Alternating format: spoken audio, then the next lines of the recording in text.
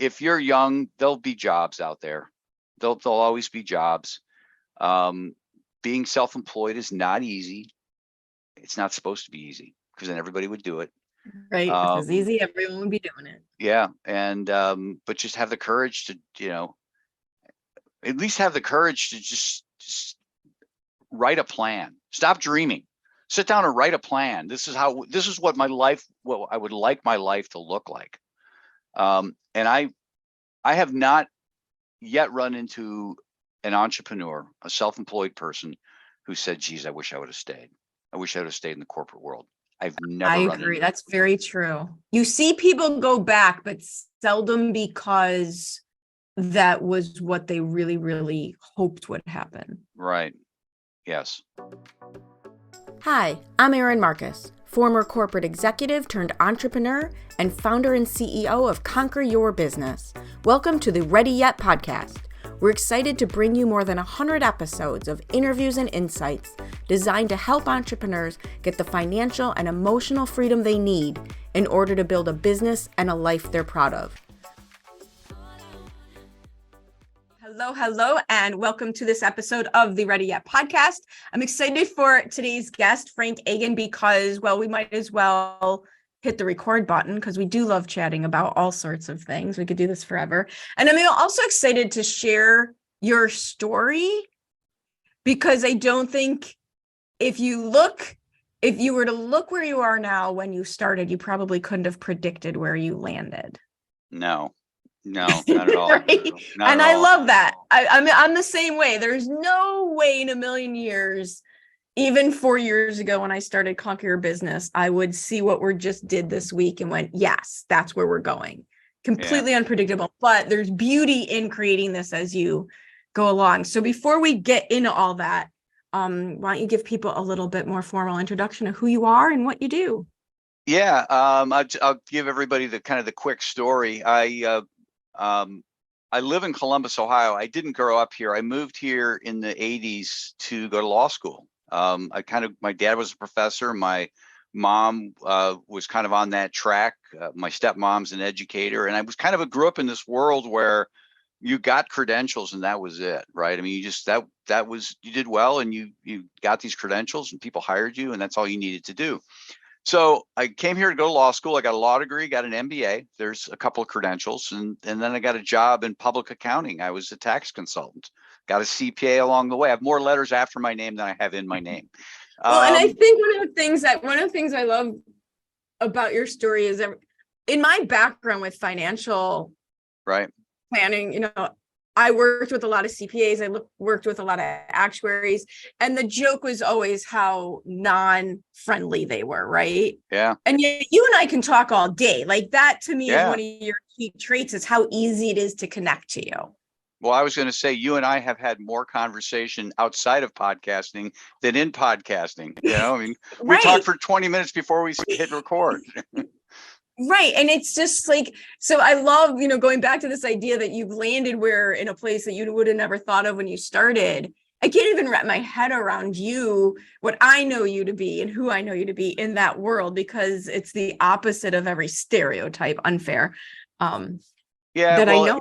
Yeah, but I mean, that's, I remember when I left that corporate job, it was with what's now PricewaterhouseCoopers, my dad telling me, I can't believe you ever worked there. That's just not you. Right. It's like, well, hell, why didn't you tell me? But again, it goes back to this. Saved so much time. Right? It goes back to this, you get credentials, right? And, who wouldn't want to hire you? And so I left this firm with a law degree, an MBA, a CPA, and went into private practice, figuring, how am I going to get all the people a place to park that are going to want to meet with me? And nothing happened. I had no idea how to get clients. Isn't that the truth? Yes, it is. I love how you say that. We're going to need a bigger parking lot because all these people are, why wouldn't somebody want to work with me? My prices were much lower. I didn't have all this fancy overhead, but all the knowledge and, so I struggled to get clients. Well, we all struggle to get clients. That's a constant theme in business. But I was deathly afraid because I didn't know what I needed to do. I didn't know. There was no internet. There was no LinkedIn. There was just not a lot of the things we have today.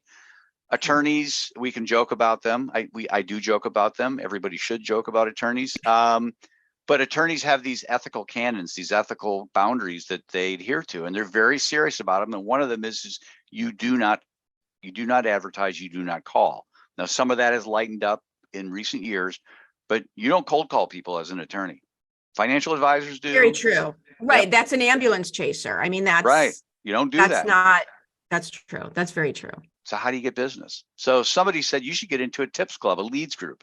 And I had no idea what they were talking about. It was the mid 90s. Somebody directed me to an organization that was based out of Pittsburgh. It was very similar to BNI for people out there who are familiar with BNI. And I loved it. It just made total sense that I could lift up my whole world. I could be me. I could talk to people.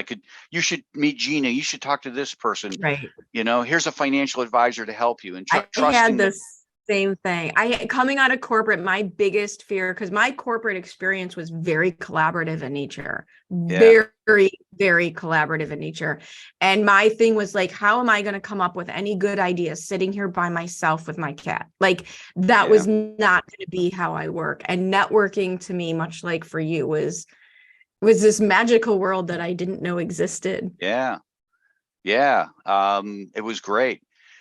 So make a long story short, at one point I had an opportunity to buy it, and I did.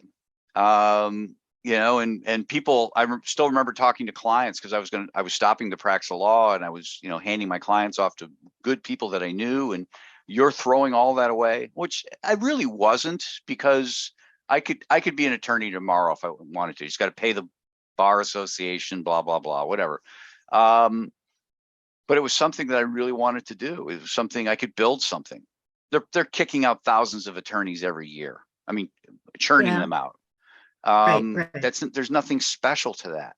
What you do, what I do, there's something special to that, and something that you can build and build around. Well, and the other thing, you mentioned in the beginning, we were taught, I didn't go quite the route of getting credentials, but not in the beginning, that came later. We were also taught to follow a path. Yeah. We were taught to follow a path, learn something, go get a job, do a good job, get promoted, keep the job. Yeah.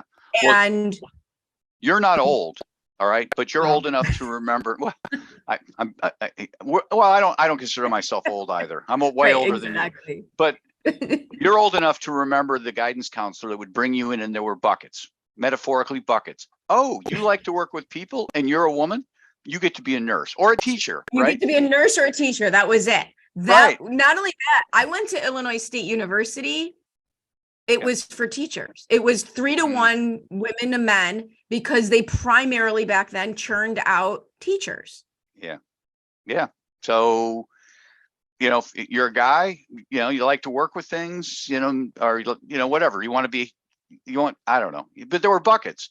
I tell my kids nowadays there's an infinite number of buckets, right? And I've gotten myself into a bucket that didn't exist when I was in high school or college. And I like that.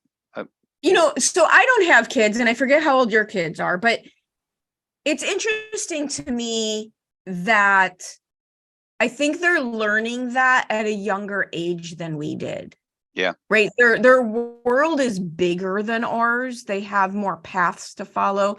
I was lucky enough. It was so much fun. I went and gave a presentation to an entrepreneurial incubator in a high school, of all things. Okay. These kids were amazing.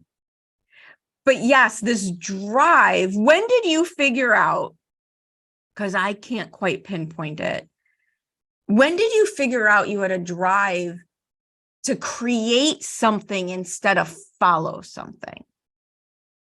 I always kind of had that entrepreneurial pull as a kid, but it was a little more taboo. I heard a podcast. This is unrelated but related. Heard a podcast on one of my long drives recently about exercise, and that in the 40s and 50s, the 30s, 40s, and 50s. Exercise was this big taboo. You don't do it. 60s, you don't do it. And if you exercise, they thought you were gay, right? They just that's what really kind of weird. It was a different time, right? And now exercise, we all exercise, we all go for a walk, we all do things. It's Well, very natural, so entrepreneurial was kind just of the like same. that. I had the same thing where I was in the gym in the late 80s. Yeah. With weights. Yeah.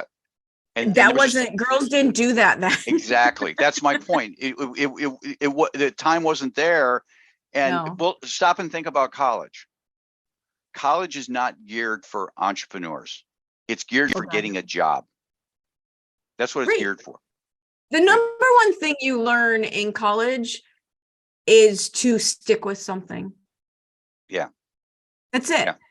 Yeah. It really is what you learn, unless you're going into a field of specialty and you have to learn law, you have to learn medical, right? The rest of us who came out with the general education, the only thing we proved is we could stick with it, right? Yeah. No, there's a lot of people who, I have a friend who went to law school, finished law school, failed the bar. Well, what do you do with that? You can't practice law. You know what? I never understood that. Well, he became a commercial realtor. He's got all the knowledge. I don't want to practice law anyways, was his thought process. I'm just doing it because this is kind of what it's expected of me, to be an attorney. Well, that didn't work out. I mean, he could take it again, but he got into commercial real estate. He's probably more wealthy than anybody he went to law school with, because he took a different path, a very unique path, and uses that skill set every day. So you asked the question, when was it? I've always thought about business in one form or another. When I was a kid, I sold night crawlers. We lived up in northern Michigan, and a lot of, we go to the bugs and worms. Yeah.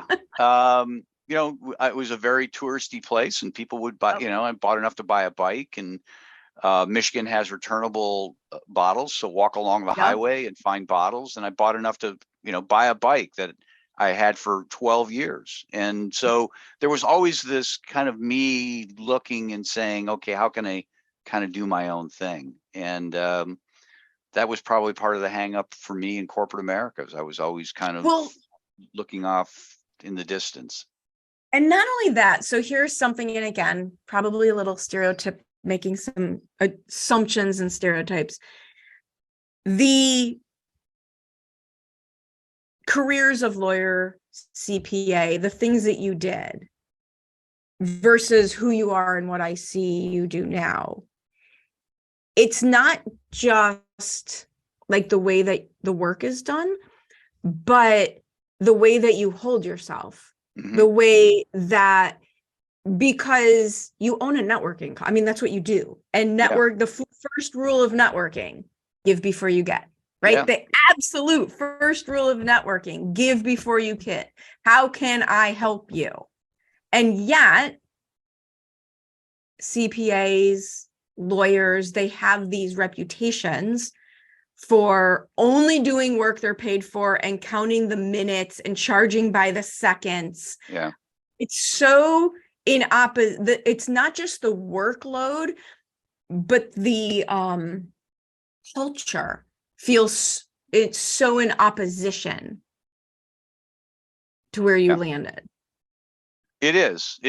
But there were signs all along the way that this is kind of what I was meant to do. Even when I worked in the big firm, there are different departments. There's the tax department, there's the audit department, there's the actuarials, there's the, and people did all sorts of stuff, cost segregation. I don't need to get into all that. And I would be meeting with my clients, and I would identify opportunities for other people in the firm. We've done all the tax planning we need to do, but you could probably go to the local government and get some abatements. And we have a whole department that helps you with that, because you're creating all these new jobs with this expansion. Oh, great. So I'd call up that department. It might be in Chicago, and those people would come in, and it just felt good doing it. I don't know if I ever got any kudos for any of that stuff, but it helped the client, Well, when it was a normal activity for you. I have the same thing. I remember back in the days when I was interviewing for jobs, and they would ask me, what's, your biggest accomplishment that you're proud of.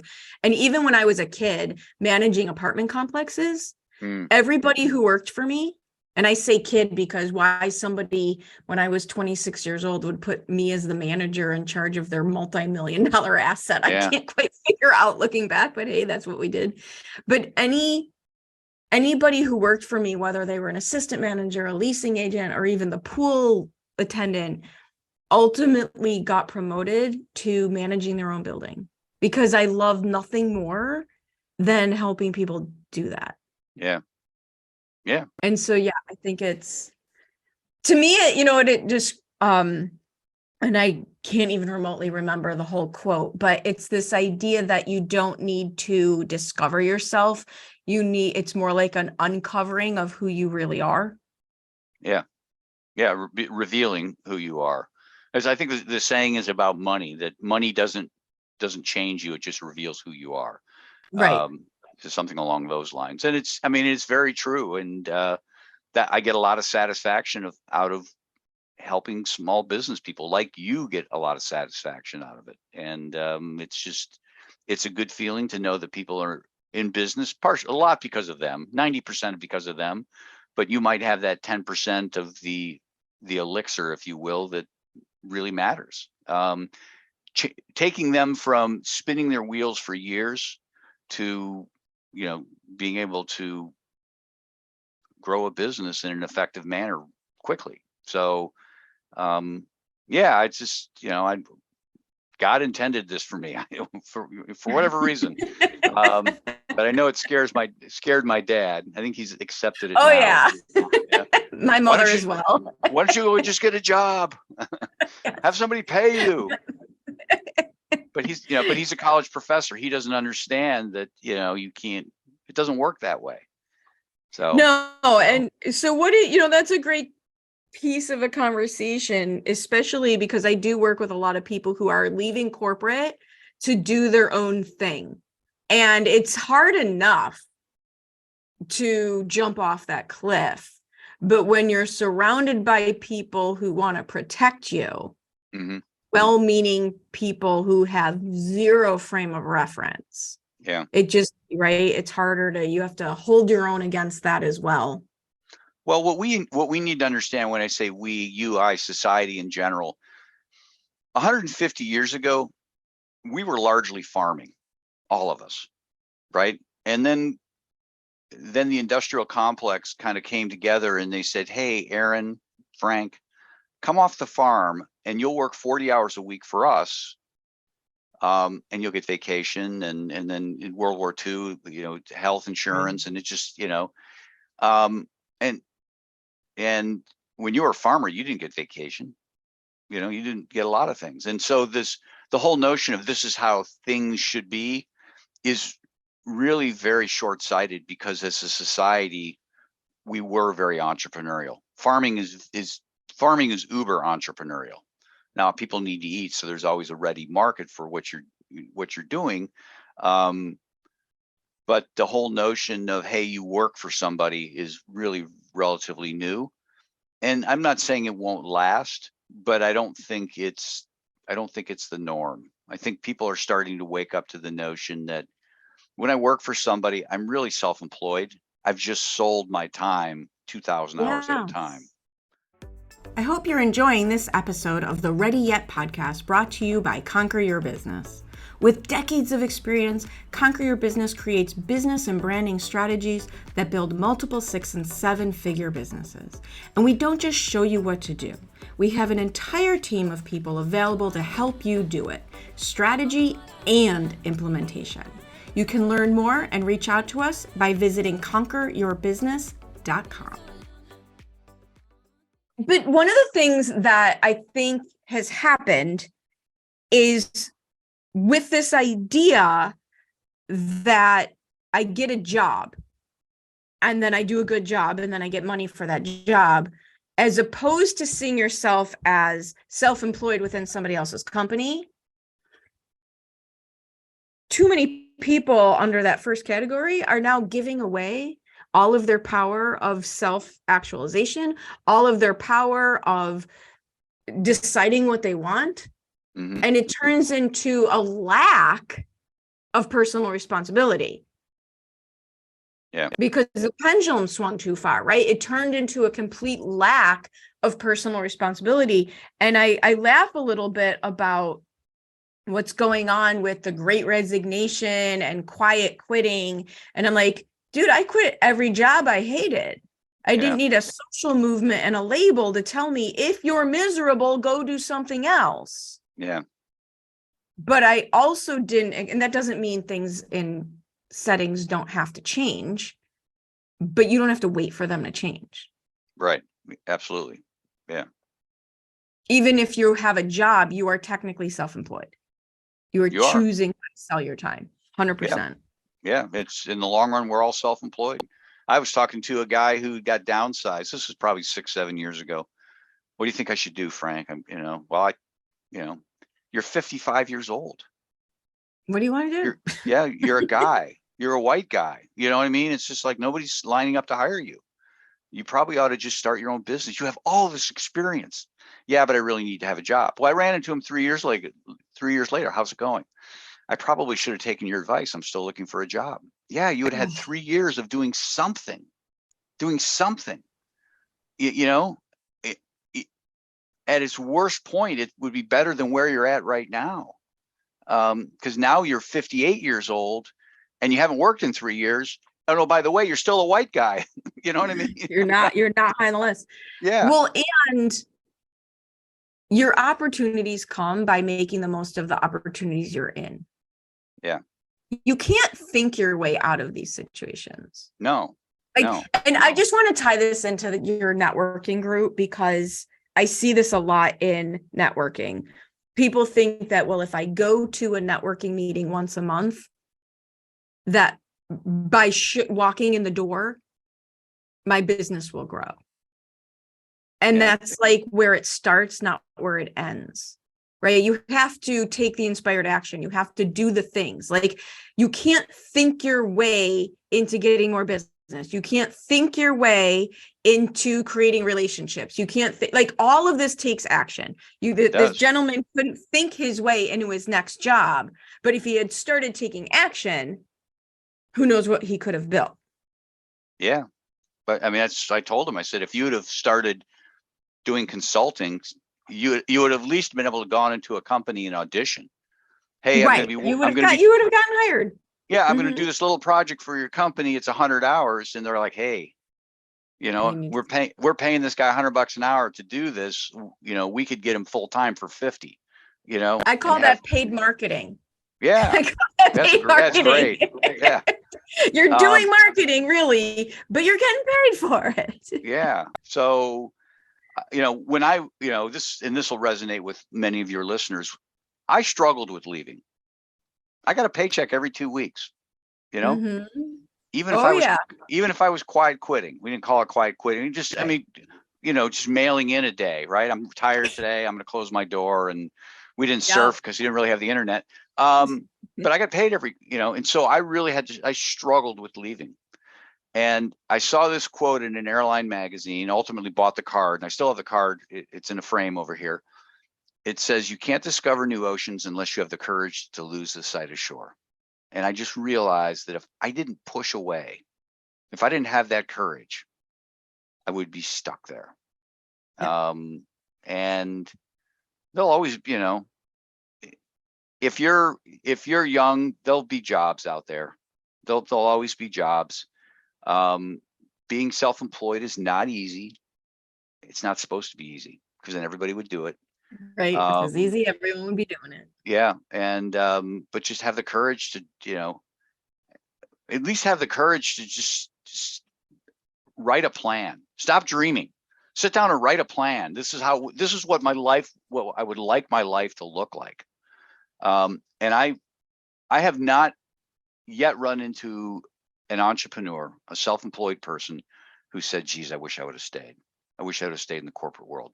I've never I agree. That's very true. You see people go back, but seldom because that was what they really, really hoped would happen. Right. Yes. Yeah. Most people are, I can think of an accountant who left the firm he was with. He called me the night before. He said, I'm resigning tomorrow. I'm scared to death. Howard, you're going to be Yep. fine. Here we are 20 some years later. He's got umpteen employees working for me. His, wife's helping out. They own a building. It's, he just had the courage to do it. And it didn't happen overnight. It was first working out Right. of the house, kind of slowly moving along and picking up clients. And then you get that reputation and clients refer you to other clients. And then you get to be really picky about the clients you have. But it's just, but he had a plan. He knew He had a what he plan. was going to do. And again, bringing this back to your networking group, the other pieces surrounding yourself with people who can help you, people who want to help you, people who are trying to do the same things you are, so that you're not surrounded by the naysayers. Yeah, well, So we have a vested stake in making sure that other people around us are successful. I mean, right. Indirectly, I'm hurt if you fail. In some sort of cosmic viewpoint. I know you're near Chicago and I'm in Columbus, Ohio, but still, you know what I'm saying? It's just like I want you to be successful, right. because you're successfully pulling people out of their soul-sucking corporate jobs, getting into business. Hey, you need an organization like AmSpirit. So we all kind of coexist together. So let's get in a little bit more about AmSpirit, because I love your approach. So I know that trickles down into your business. I don't know, give me the 30,000 foot view, the 10,000 foot view. What makes this group different? How does it work? I'm a big believer in networking. And I also know, if you got to find more ponds. You have to, people tell me all the time, well, I don't know where to find my people. I promise you, there are no shortage of people. Yeah. There's people everywhere. Yeah. Yeah. It's hard for me to say how we're different because I've never been in another organization. But I can tell you what we're passionate about. And this is top to bottom, with all my franchisees, people working in the organization, members. We're less concerned about the size of the groups we're creating. Obviously there needs to be a minimum size. You can't have a card game with 3 people, right? You can't play bridge with 3 people. So there's kind of a minimum size, but once you get to that minimum size, all that matters are referrals. That's all that matters. I have a group in Columbus. It's 6 people. It's never been over 10. It's 20 some years old. And this is kind of the exception to our organization, but it's been around forever. And I've asked the people, some of the people have been in since the 90s. Why do you continue to do this? There's other groups around that are 20 something, and they're like, listen, you've helped us figure out how we can refer each other, how we can grow business. And you keep coming in with ideas, and that is all the gravity we need to stay. That's they say there's only, I forget what the number is. Like, you only really need to know 20 people, 50 people. Like, first of all, you can't carry good relationships with 1 million people. No. There's a study. Robin Dunbar did a study looking at primates and groups of primates. The brain size of a primate will dictate the number of relationships it can have. Oh, interesting. Yeah. And so he looked at humans are primates. There's 500 different types of primates, and it looked at it all, and studied brain size and average group size, average brain size, average groups, put, regression analysis. And the optimal number of people for humans is about 150 meaningful relationships. Okay. Not close relationships, is 4 or 5 close relationships, but we have about 150. And they've updated the study with Twitter. It's still about 150, because that's what our brains are able to manage. And in fact, there's a company out there, Gore-Tex, and they, independent of the study, they noticed that when their plants were getting bigger than 150 people, they were running into inefficiencies, drama, things like that. We're just going to build another plant. We're going to expand. We're not going to increase that plant. It's 150 people. We're going to start another plant. Oh, nice. Yeah. So, and I've seen that in our organization as well. I had a group that was 50 people. It was entirely too big. 20 something is a great number, but 50. It really is. Yeah. I see that for speaking. So I do a ton of speaking engagements, and I teach other people how to do them as well. And I'll have people be like, oh my God, they were going to have 100 people and only 10 people showed up. I said, that's amazing. Yeah. Because you can do with 10 people what you could never do with 100 people. And it has nothing to do with how many people are in the room. No, But absolutely. how do you Yeah. show up in that room? I was giving a speech here in Columbus, same sort of thing. I don't think they were promising me 100 people, but like Chicago, it snows, right? So it's an evening event. I show up, there's 3 people. And I look at those people, the organizers apologizing, profusely at me. And I'm like, you know what?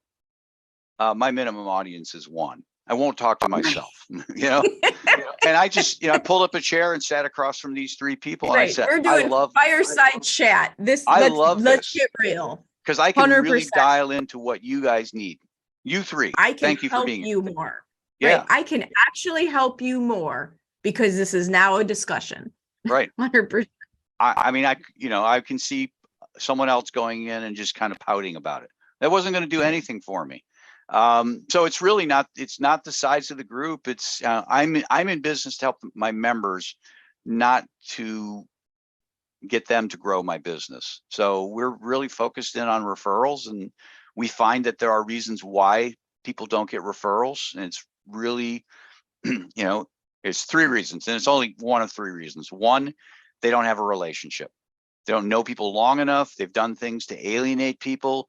Or lose trust with people. And if they can repair those things, then that's set. Usually people can do that because we're all generally good people.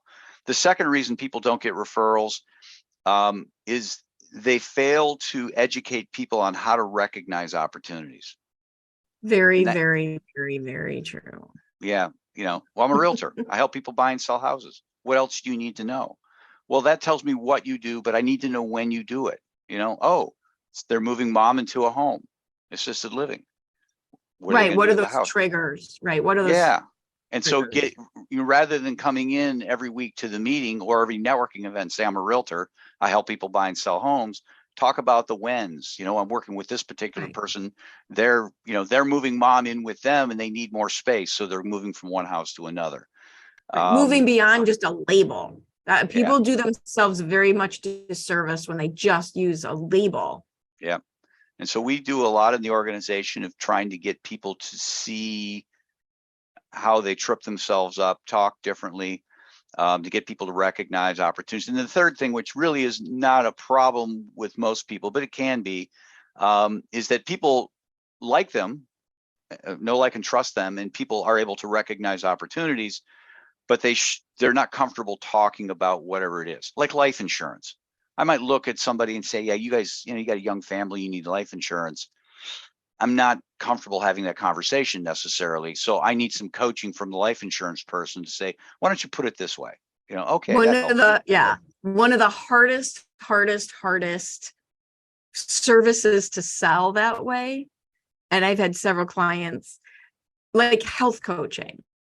Yeah. How do you walk up to somebody and say, you look like you need to be in better shape? Yeah. Here, let me introduce you to, Mr. So. That's a great example. Right. Some of this is hard. Yeah. So, and years ago when I was networking, there was a guy I knew, liked him. He was like a business psychologist. Liked the guy, great stories. He told us what to look for. And he did a great job of that. And I was still practicing law. I had a client, and she needed his help. It was totally obvious. Her ex was still in the business. It was just, I don't need to get in all. He had a hold on her. I didn't know how to talk to her about it. And I literally had to go back to the guy and say, I see this. I know she needs your help. I want to help her. And he coached me through, just do this, this, and this. And it worked. But that's just another point where people get tripped up, and we try to have these conversations rather than, oh, I'm sorry, you're not getting referrals. Too bad for you. I love it because a lot of networking groups bring in speakers. I speak at a lot of networking groups, which is amazing. But what they don't do enough of is teaching people how to do the thing they're all there to do. Yeah. Awesome. So with that, because you and I could talk forever, what is the best way for someone to learn more about whether, where they can jump in on a local group, or how this all works, or how to connect with you? What is the best way for folks to do that? Yeah, I think that, the best way, I'm more than happy to talk to people. I have a website out there, frankagin.com. It has my email. It has my LinkedIn. It has my Facebook. It's got links to a content platform I have out there if people just want to look at content that I've put together. But it's all, the central hub is frankagin.com. And from there, I can direct them to, depending upon where they're at. We have groups here, or we don't have groups, but I could help you put one together. So. Awesome. I will make sure we have that link in the show notes as well. Thank you so much for sharing your story and the approach to networking, which I love, and all of your time. Well, thank you.